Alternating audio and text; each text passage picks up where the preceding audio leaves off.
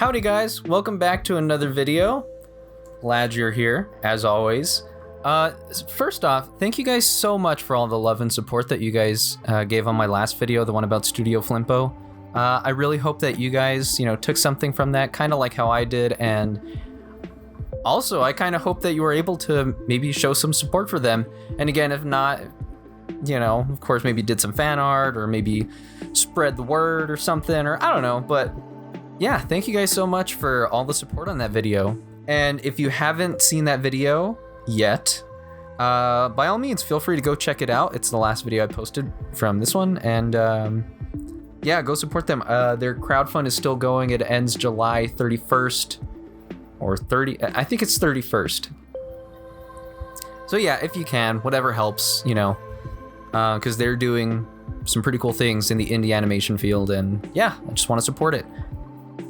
Anyways, today I wanted to kind of show you, I actually just finished recording me trying out Clip Studio Paint's painting? I don't know how to word it, but like I tried painting in Clip Studio Paint as opposed to doing what I normally do, which is like cell shading, which is mainly, cell shading is just kind of like where you use flat colors and you don't really like blend that much. I kind of blend sometimes, but not all the time. I like to stick to cell shading and not really, I'll add like shadows and highlights, but even those for the most part tend to stay like, one color.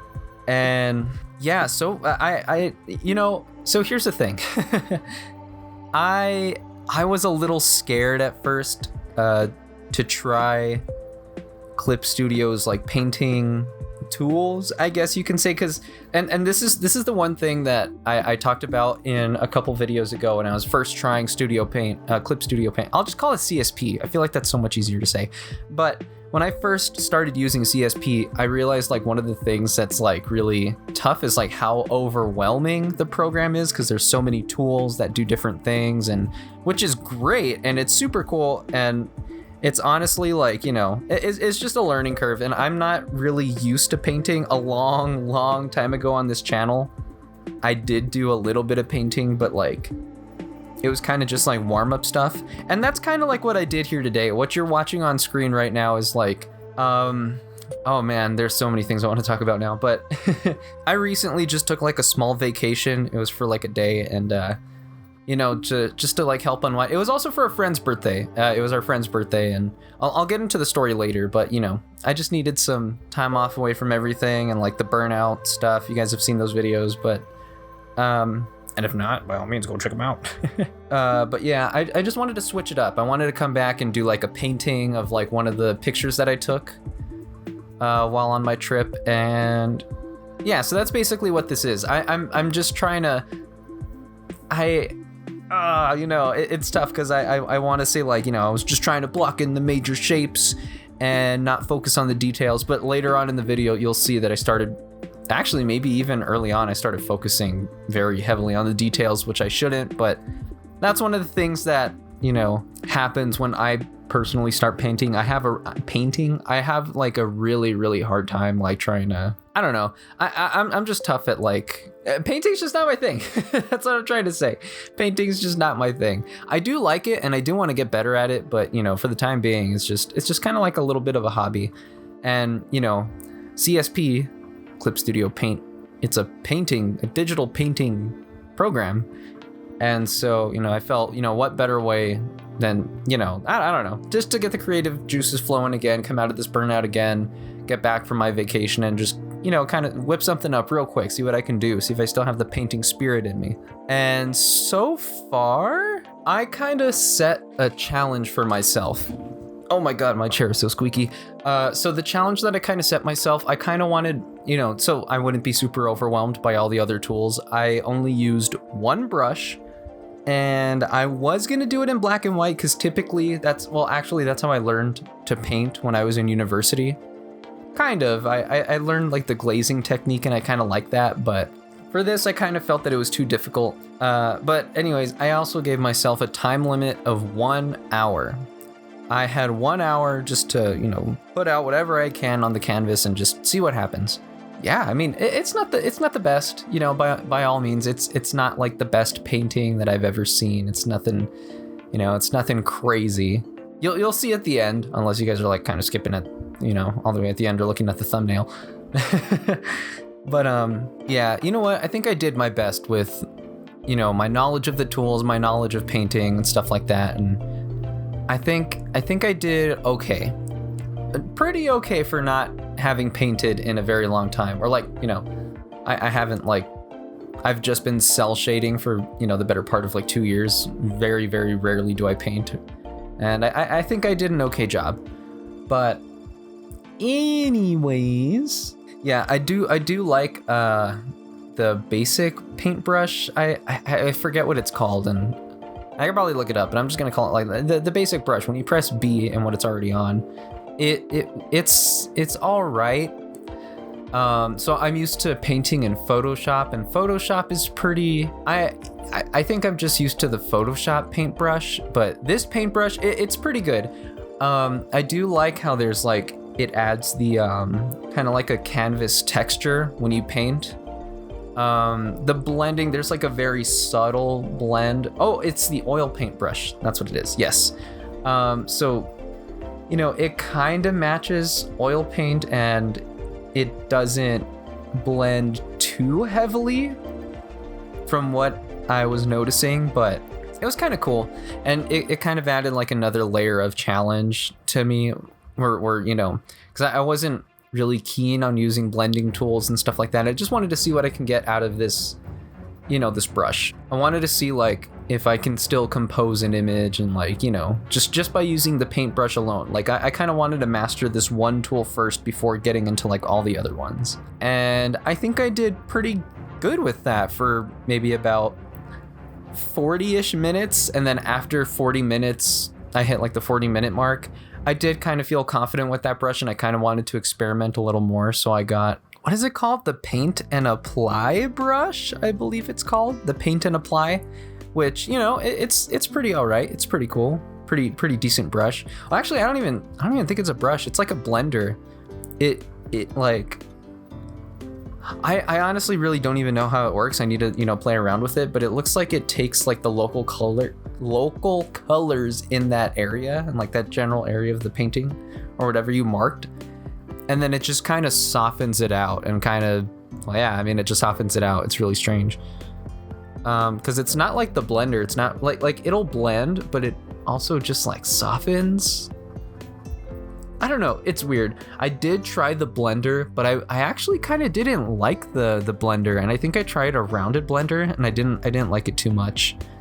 Another thing that I also tried was, I tried the pointillism brush, and the pointillism brush is actually pretty cool to get like, you know, different textures, so you don't just have like that one color canvas kind of stroke going on. So that was pretty cool. That felt really nice and intuitive to use for the most part. And another thing that I did kind of like, and this is, I guess, more on the technical side, I do kind of like the button mapping a little bit for the painting. It's very similar to Photoshop, I believe. You hold down Alt on your keyboard, and you can just color pick from there. Or also, you know, you can use like the color slider and the, you know, the triadic color picker and stuff like that. And I kind of like that. I usually struggle a lot with color, but having like my reference in front of me kind of helped a lot more, and like color picking wasn't too bad.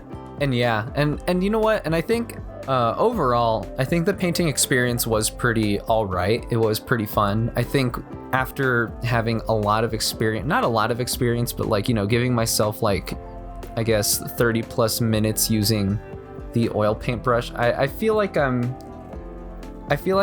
pretty capable of understanding like the limitations and like the, I guess, kind of like the, I know what this brush can do is what I'm trying to say.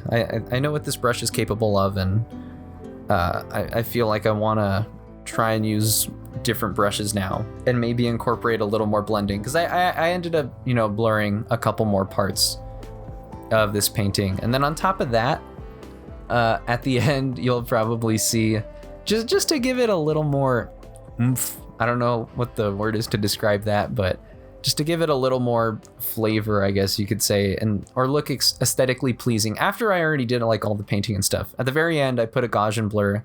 I duplicated the layer, added a Gaussian blur, masked it, and then I revealed parts that I wanted to highlight or parts that I thought really looked good, and then blurred some parts of the image that I wasn't really too much a fan of. And yeah, and honestly, I'm kind of debating showing you guys the reference because it is kind of. I feel like if I show the reference, it's gonna. No, you know what? No. I have to remember why I started this channel. It's to see growth. I'll put up the reference. The reference is right here. This is a picture I took while I was on my trip, and again, looking at it now, it's not perfect. The painting in comparison obviously is not perfect, and but I think I did pretty all right. And at the very least, studying the composition of this picture that I took. It's also one of the other tricky things was I had to crop it like in my mind and I know I could have cropped it in like any other software, but I just decided to pick like this one photo and I didn't crop it at all, and I took it on a phone, so that's why it's like super long height wise. But yeah, pretty cool stuff. I think I did all right, capturing what I could in the canvas. I also the canvas is also like super small because I didn't want this to be like I didn't want it to be like a super huge thing, and I didn't want it to like take up a bunch of space on my computer. And I also kind of went in thinking like, oh, I can maybe, if this looks good enough, I'll just make it like a land. Like for Magic the Gathering, I'll make it like a land card or something. And those are the dimensions that you see on screen, like with the rulers and everything. Those are the dimensions of like a real Magic card art box. So, I don't know. I think the painting looks pretty decent overall. And as I was saying, straying away from the art a little bit, we went on a little vacation for my friend's birthday. Super fun. We went to Sitting Bull Falls in New Mexico. It's about an hour away from Carlsbad, and it was super fun. I had a really good time with friends and stuff, and super cool. It's like this really very interesting place where like there's like these cliffs and like mountains and rock and stuff, and in the middle of like these cliffs and everything, there's like a swimming pool area. Not really a swimming pool, but there's like natural bodies of water hidden away in the middle of nowhere, New Mexico. And yeah, it's pretty cool stuff. We went there. We didn't really swim too much.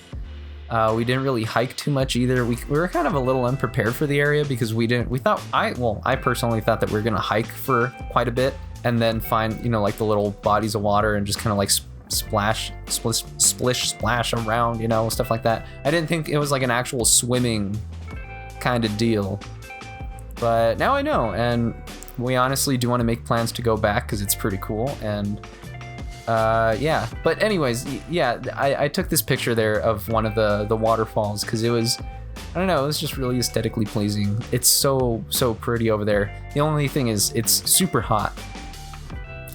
Very hot over there. It was like 103, I think. But yeah, very, very spectacular place. And yeah, I just really like this photo that I took of it. Wanted to study it, wanted to paint it. And I thought this would be a really good time to experiment with Clip Studio Paint's painting software, because it is a painting program after all. And it's good to expand. It's good to expand on like, my skills and stuff.